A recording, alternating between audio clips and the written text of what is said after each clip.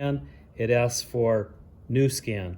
It is a new scan because I have tape there and I have tape here that I didn't have before. And I also have that mark for the center of the board. So we want to do a new scan. So we go here to start scan, push that. We go through and it registers the tape. It turns it all blue. And now we're going into this tape that we've never seen before because we just laid it down, and we're going to scan across that. And I can see the camera picks stuff up. See my hand in there, right? So the camera is sensing that, sees that. I'm going to bring that. I don't have to cover the whole board. When we're done, we push finish. It's updating the workspace. So then what happens from there is we're going to go to design. We go to design and we can create.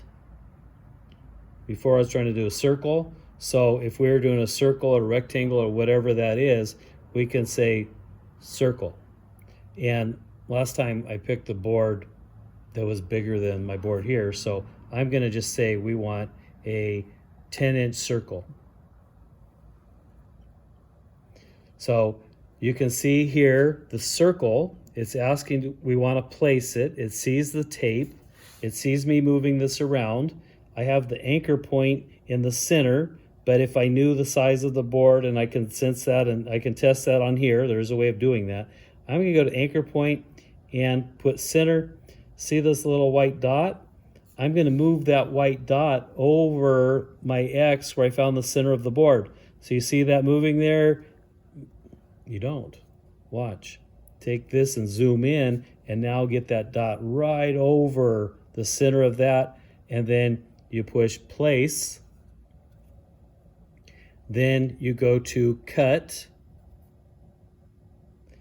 and this is asking what size router bit do you have? I have a 1/4 inch straight bit. This is asking how deep you want to go. I wouldn't go more than a 1/4 inch at a time. And this is asking for Z-touch. Z-touch is measuring from the bottom of the router bit to the distance to the top of your board. So it knows how far it needs to plunge. So I'm going to take the guard and pull this back so you can kind of see that. This bit's been used and it has some burn marks on it, so I can change that. But I'm not going to cut the circle. I'm just showing you the process of it. So now if I push Z-touch, we're going to watch this. This is going to move, it's going to move this up and down till it senses the distance from the router bit to the board. It's successfully done that. So I'm going to do it again just so you can see the check. So if I'm going to do it again just so we can see what happens on the screen. It's going down. It hits the board. It tells you check. It's done that.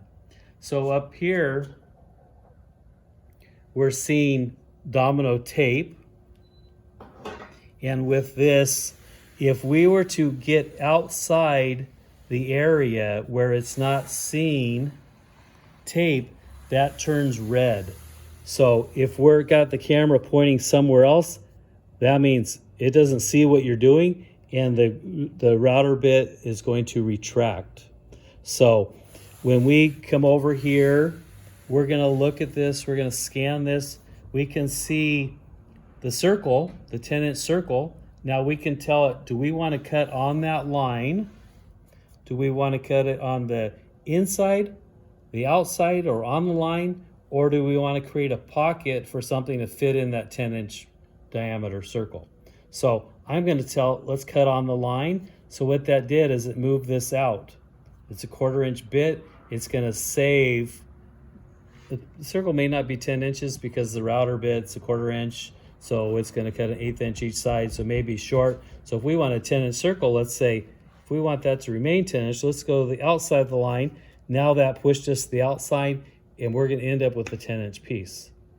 If we need to do that and do the inside, we can do that because we want the outside of the circle, we want that piece. What's remaining once we remove the circle, then we can do outside or inside the line, and then that changes that line, so we're cutting inside and what's remaining. So hopefully you understand that. So then when you're ready to cut, you would push cut, and it's going to tell you. I'm going to push it just to show you what it does. I took the guard off for a second. I'm not going to cut this piece. I'm going to go back here to cut, and where it said 1/4 inch deep, I'm going to go to air cut. What air cut does, and I'm going to go to outside the line. What the air cut does is allows you to see, and I'm going to put this at 0.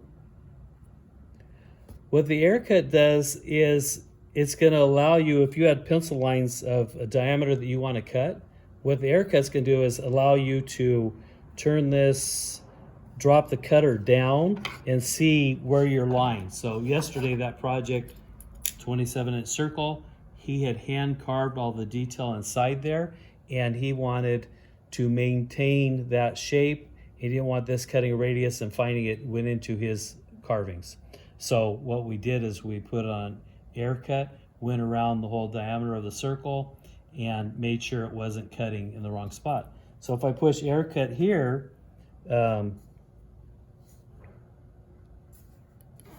it's going to bring the cutter down, and we can see where it's going to cut. So if we had some lines and we want to make sure we're still on the board and on that shape, then we can retract that. We can move it to the other side of the board and make sure we're still on the board. If I made this circle bigger and went outside the board, then that wouldn't work.